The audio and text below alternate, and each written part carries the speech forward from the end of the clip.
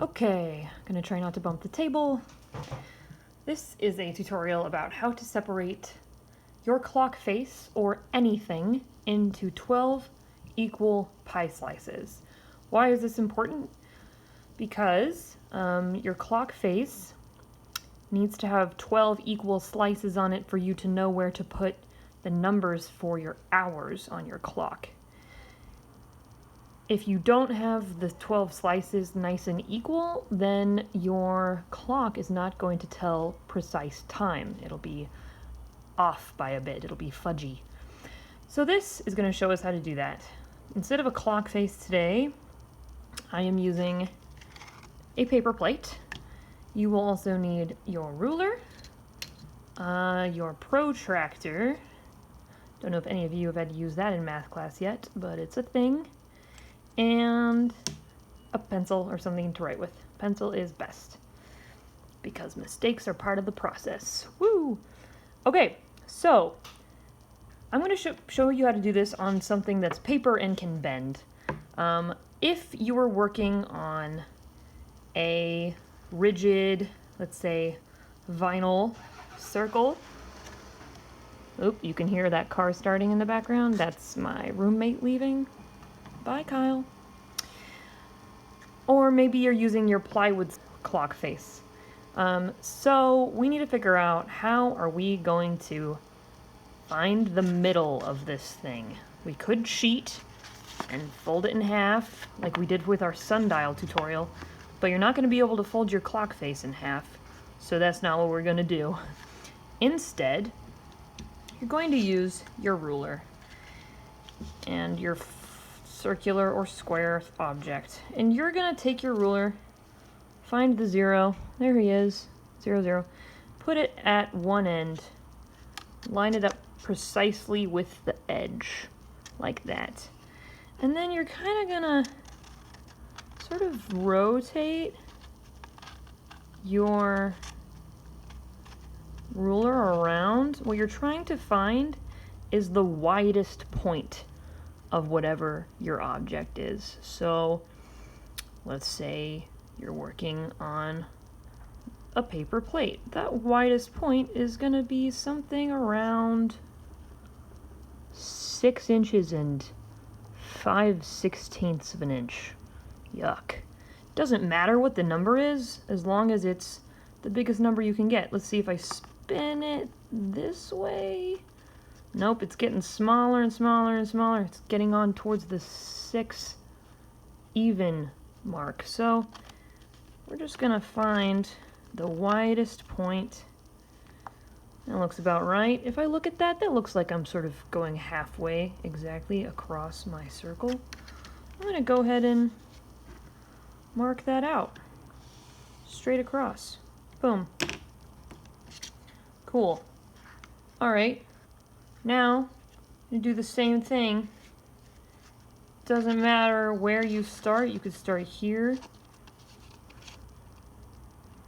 You could start over here.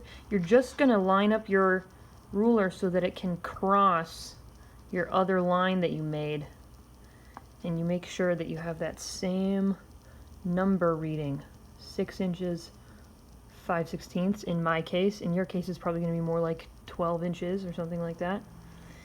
And then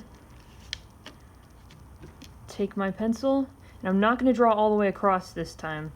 I'm just going to do a little hatch mark there in the middle. Get rid of that. Get rid of all this. Erase a bunch of this.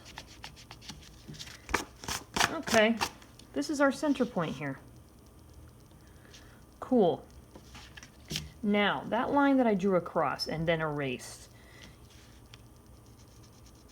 2 of the ends of it are actually useful. We're going to keep those marks on there. Why are those useful? Those can be our 2 first numbers. If this was a real clock, let's say this was at the very top of the clock and this was at the bottom, that would be my 12, that would be my 6. Show you my watch here. Here's my watch.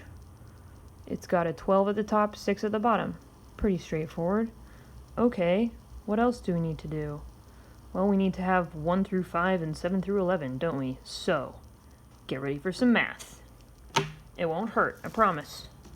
I'm not a math person. Alright, look at your protractor now. It's got a hole down here. That's convenient. It's also got a semicircle here. Mine's upside down. And on the semicircle are numbers just like on your ruler, except these are not measuring inches or in parts of inches. They are measuring degrees. Every circle has 360 degrees in it. And since this is just a half circle, it has 180 degrees.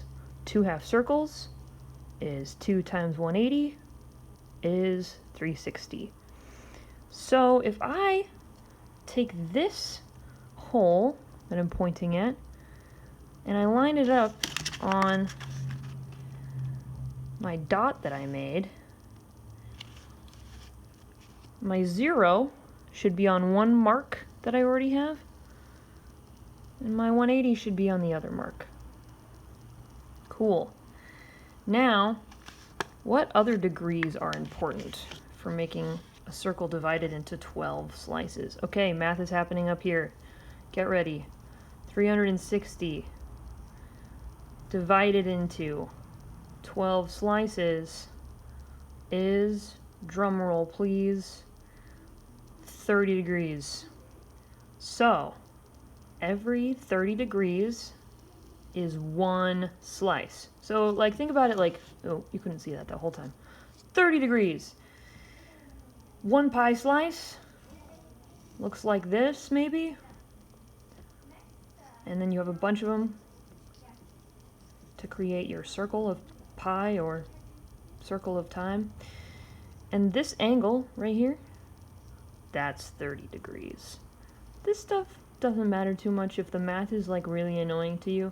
All you need to worry about is looking at your protractor and counting by 30s. So if you start with 0 at one mark, your next mark is going to be at 30, like that. Your next mark is going to be at 60. Yeah. Your next mark is going to be at 90. The next mark is at 120. Next mark is at 150. And the next mark, which, lo and behold, we already made, is at 180.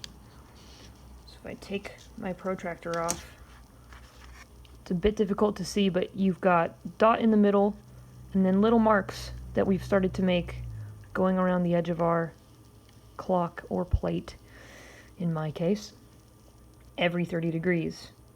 So if we look at my watch again, let's put this back the way it was.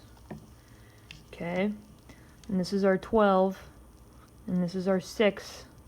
Then we have added marks for our 7, 8, 9, 10, and 11. Go team. Only 5 more marks to go. I'm going to start writing little numbers next to these so I don't get confused.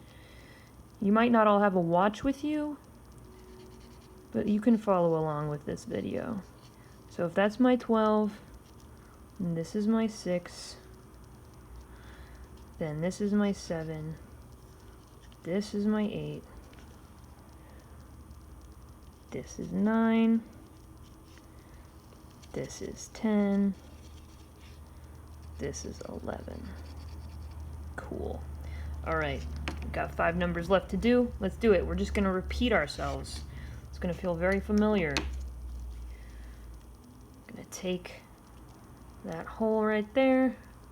That's going to line up on our middle point that we already marked. Again, make sure that my 0 degree mark and my 180 degree mark are lined up straight across from each other on my 12 and my 6 marks, my very first marks I made.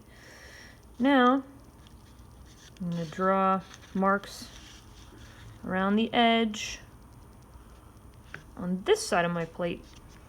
I'm noticing, this won't happen to you guys because you're going to have much larger clock faces than this little plate, but I'm noticing that my protractor is coming right up to the edge of my plate, and so I need to make the marks down here on the inside. And luckily, they have marks down here on the inside of my semicircle on my protractor, so I'm just going to cheat and use those. So there's my 30, 60, 90, 120, 150. And that looks a little weird because I have half my marks on the outside edge and half my marks on the inside edge, but you know what? Doesn't matter because I can use my handy dandy ruler, lining it up on my 11 mark that I already made. See, I can just like extend my mark out like this. Can you guys hear that? Horrible ice cream truck noise. Go away. That's creepy sounding. Alright, I'm gonna do that all the way around. So my 12 was across from my 6, my 11 was across from my 5. So that's my 5 mark. Alright, I'm gonna do the same thing, 10 across to this mark. I'm just doing this to extend it out to the edge. This shouldn't be a step that you guys have to worry about. Keep doing that all the way around. Oops, did I write a 6? No! Bad example, bad. 4. I can count, I promise. 3, okay. This 8 is gonna line up across from there. That'll be my 2. And then, there we go. 1.